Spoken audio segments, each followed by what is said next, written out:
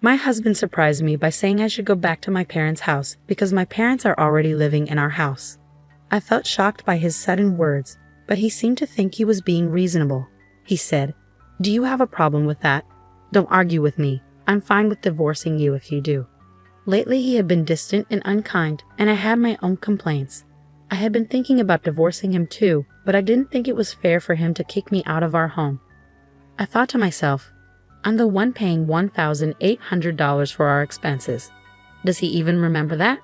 As I looked at him in shock, he got angry and said, "Leave this house now. My parents won't feel good if you're here." I didn't really get why I had to go, but I said, "Okay, I'll take all my stuff with me." Once I agreed, he seemed happy and said, "Then do it," and walked away. Right away, I called a shop to sell my things. My name's Emily, and I live with my husband, Robert, who's 5 years older than me. We met through mutual friends, and our first hangout turned into spending the whole day together.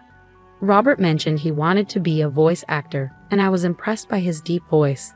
I've always liked soothing voices, so I felt drawn to him. It seemed like he felt the same because we exchanged numbers and decided to hang out more. Before we knew it, we were dating, even though we never really talked about it. I had just graduated from college and started working, so dating someone more mature seemed exciting. My friend Ashley was worried about the 5-year age gap, but I reassured her that it wasn't a big deal. I liked Robert a lot, and he felt the same about me, so I wasn't concerned. Eventually, Ashley agreed, trusting my judgment. Robert and I dated for about 3 years, and then he brought up the idea of getting married. I had already told my parents about him and his age, so they were excited to meet him. With their expectations in mind, I often wondered when he would propose. He ended up proposing during one of his usual visits to my apartment, where we just hang out and relax. It wasn't the most romantic setting, but it felt like something Robert would do, and I was okay with that. When he asked, I simply said, "Sure, let's get married." So maybe we were both a little casual about it. After that, we visited each other's parents, but I didn't really connect with Robert's parents. When we went to Robert's family home, it was filled with what looked like old-fashioned items, but they seemed to be fake. When we met Robert's parents, they were wearing expensive clothes and lots of flashy jewelry. They seemed like they were trying too hard to look rich. Our tastes and values were very different, and I didn't think we would get along. Robert's mom even made a rude comment about my appearance, which hurt my feelings. I was surprised that the parents of the man I wanted to marry acted like this. But in the end, it's Robert and I who are getting married. If I don't like his parents, I don't have to spend much time with them. So I decided not to let it bother me too much. After we got married and moved into our condo, Robert seemed worried about something. "Hey, who was that woman in the blue dress at our wedding?" "Which woman in a blue dress?" There were a few guests at our wedding who wore blue, so I couldn't figure out who he was talking about based on that alone. "You know, the one who gave a speech as your best friend." "Are you talking about Ashley?" "Yes, she was wearing a blue dress." When Robert said this, he seemed a bit uneasy. "What's wrong with Ashley?" I asked, confused by his reaction. "Oh, it's not a big deal. The other day, I thought I saw someone who looked like her when I was going to work. That's when I remembered she gave a speech as your best friend at the wedding." I was confused by Robert's sudden interest in Ashley and his flustered demeanor, but he just laughed it off and went to his room before I could ask more. A little while later, Ashley called me with some news. "Listen, Emily, my boyfriend's coming back to the US next year." Ashley had been dating her boyfriend since high school. They'd known each other since elementary school, but he moved away in middle school. They kept in touch through letters and finally reunited in high school when he confessed his feelings for her. I always loved hearing Ashley's love stories. Despite her boyfriend being away working at an international branch for a few years, they stayed close and communicated regularly. "Do you think he might propose once he's back, and then you guys will get married?" "Oh, Emily, you're always jumping to conclusions.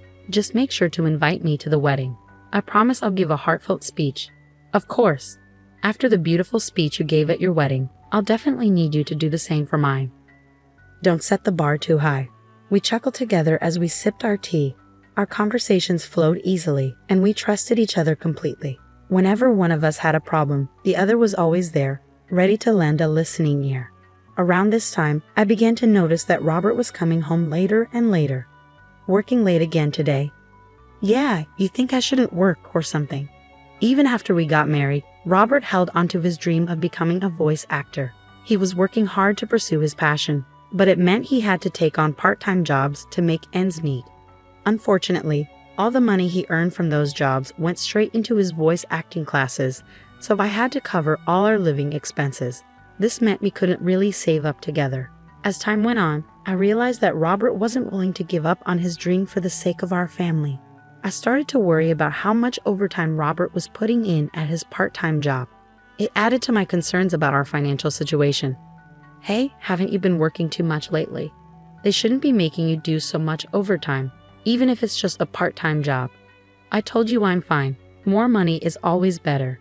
Just keep your opinions to yourself." By then, Robert had stopped using my name and just called me you. When we got married, I thought he would speak to me kindly and more often, but it seemed like harsh words were all I heard from him. His once gentle voice had turned rough, and he started drinking a lot. Sometimes his voice even sounded hoarse, which worried me because voice acting requires a healthy throat. But it seemed like he didn't want to hear about it. He started avoiding talking to me, and eventually he would ignore me even when we were in the same room. That's when Ashley called me. She said she had something important to discuss. So I suggested we meet up since I had my own worries. We decided to meet at a karaoke booth so we could talk privately. Ashley seemed really cautious and picked a room where she could see the counter and staff from the door. "You chose this room specifically?" "Yes, I wanted a spot where the staff could see if there was a suspicious person outside our door." "A suspicious person? Is that related to what you wanted to discuss?" Ashley nodded in response to my question.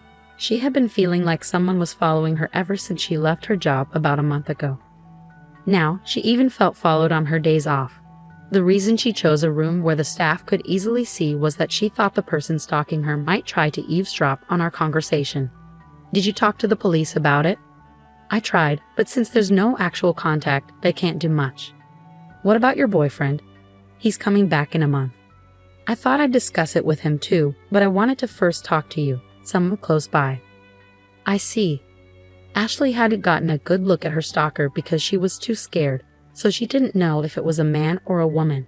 I decided to keep an eye out from a distance to identify the person stalking her, and through that, I came to understand who it was. Though I couldn't bring myself to discuss my troubled relationship with Robert, looking back, maybe it was for the best, because the one following my best friend Ashley was none other than my husband Robert. He would claim he had to work late every day, but after his shift, he would hang around near Ashley's workplace and follow her when she left. I couldn't believe that the person scaring Ashley was someone so close to me. When I found out, I was shocked, and the expression on Robert's face as he followed Ashley was chilling. He had this creepy, unsettling grin.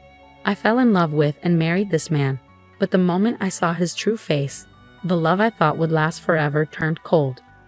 I told Ashley the truth and urged her to move right away. With the help of her colleagues, she arranged for someone to drive her from the underground parking lot to her new place for a while. After we took these precautions, Robert's frustration grew, and one day, it boiled over. "My parents are going to live here, so you need to go back to your parents' house." I was shocked by Robert's sudden demand, but he seemed convinced he was being reasonable.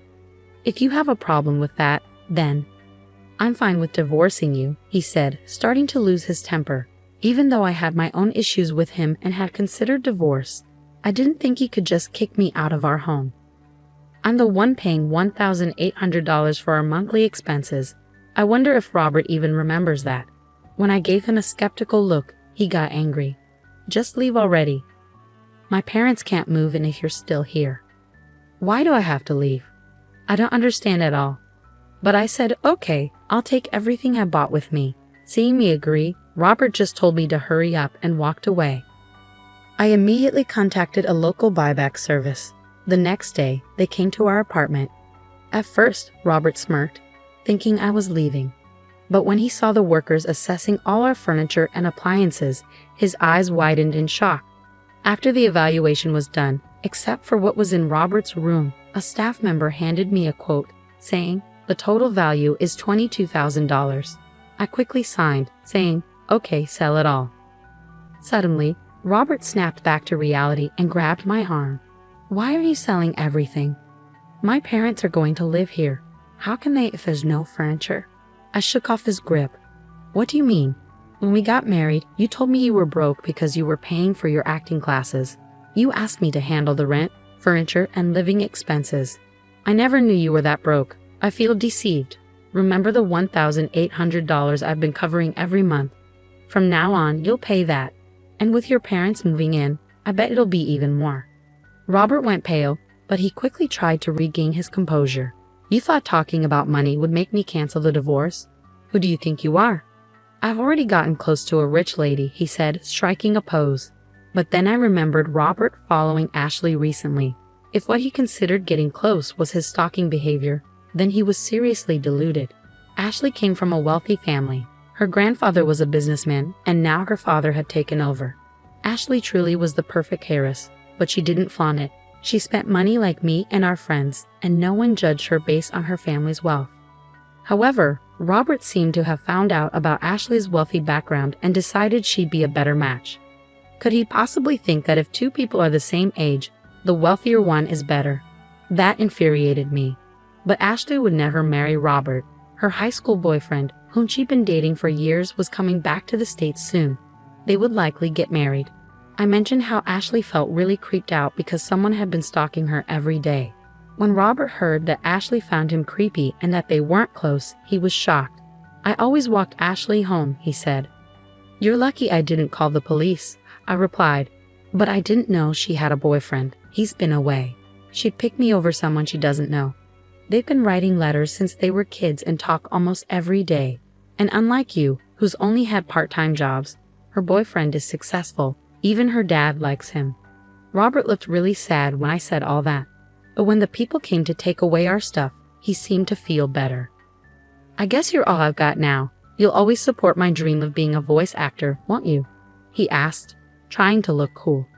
I gave him a cold stare and said sorry. I've already started divorce proceedings. Let's talk through our lawyers from now on. Robert, maybe thinking I still liked him, held on to me. Don't say that. Haven't we been getting along all this time? Getting along? When? Since you found out my best friend Ashley is rich, you've been distant and hanging out with her. Right after we got married, I realized I made a mistake. Robert started crying, even though he's older than me. Seeing him cry like a kid made me like him even less. I couldn't stand being near him anymore. Stop it. Oh, I also told your uncle we're getting divorced. Your uncle? You know he's tough, right? Well, I've been paying all the rent and bills until now. When I told your uncle I might leave, he said he'd make you work for him. That means I can't keep studying voice acting. You hardly practice anyway. Maybe it's time to face reality. And if you go near Ashley again, I'll call the police. Goodbye. I left, determined not to turn back. For now, I'll stay with my parents, but I might move closer to work if I find a good place. As for Robert, his uncle made him work at his company just like he said he would. Then Robert's parents, who were planning to live off him after he married Ashley, also moved in. They all ended up working for the uncle. It seems like taking advantage of people runs in their family. I'm just glad I got away from that toxic situation. Age doesn't matter much, but I'll be more careful choosing my next partner. On a brighter note, after things settled with Robert, Ashley invited me to her wedding. She introduced me to her long-term boyfriend, and I truly wish them happiness. My marriage didn't work out, but I hope Ashley's lasts a long time.